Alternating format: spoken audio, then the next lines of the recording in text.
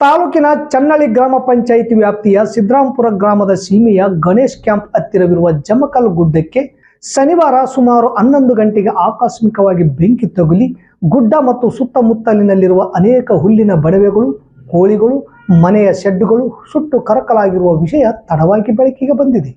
ಜಮಕಲ್ ಗುಡ್ಡದಲ್ಲಿ ಸುಮಾರು 18 ಮನೆಗಳ ಕುಟುಂಬದವರು ವಾಸಿಸುತ್ತಿದ್ದು, ಇದರಲ್ಲಿ ಒಂದು ನೂತನ ಮೊರಾರ್ಜಿ ಶಾಲೆಯೂ ಕೂಡ ಇದೆ. ಇದರಲ್ಲಿ ದೇವಪ್ಪ ತಂದೆ ಫಕೀರಪ್ಪ ಅವರ 2 ಹುಲ್ಲಿನ ಬಣವೆ, ಸೀತಮ್ಮ ಅವರ 2 ತಿಪ್ಪೆಗೊಬ್ಬರ ಮತ್ತು 1 ಬಣವೆ, ಹನುಮಮ್ಮ ಗಂಡ ಎಂಕಪ್ಪ ಅವರ 1 ತಿಪ್ಪೆಗೊಬ್ಬರ ಸಂಪೂರ್ಣ ಸುಟ್ಟು ಕರಕಲಾಗಿದೆ. ವೀರೇಶ್ ತಂದೆ ವಿರುಪಣ್ಣ ಅವರಿಗೆ ಸೇರಿದ ಸುಮಾರು 20 ಕೋಳಿಗಳು ಹಾಗೂ ಮನೆಗಳ ಹಿಂದೆ ಮಾಡಿದ ತರಕಾರಿ ಮತ್ತು ಹಣ್ಣಿನ ತೋಟಗಳು ಸುಟ್ಟು ಹೋಗಿವೆ.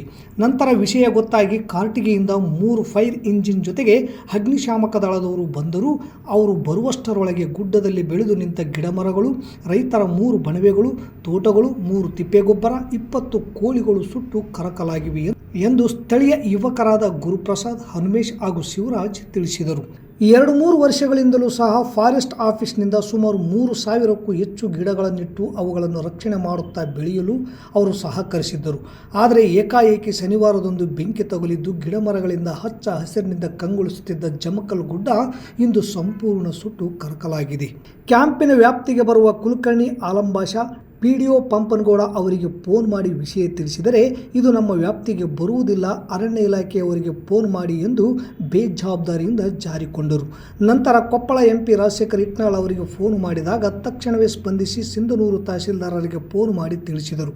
ಆದರೆ ಘಟನೆ ನಡೆದು 3 ದಿನವಾದರೂ ಕೂಡ ಇದುವರೆಗೂ ಯಾವ ಅಧಿಕಾರಿಗಳು ಬಂದು ಪರಿಶೀಲನೆ ಮಾಡಿಲ್ಲ.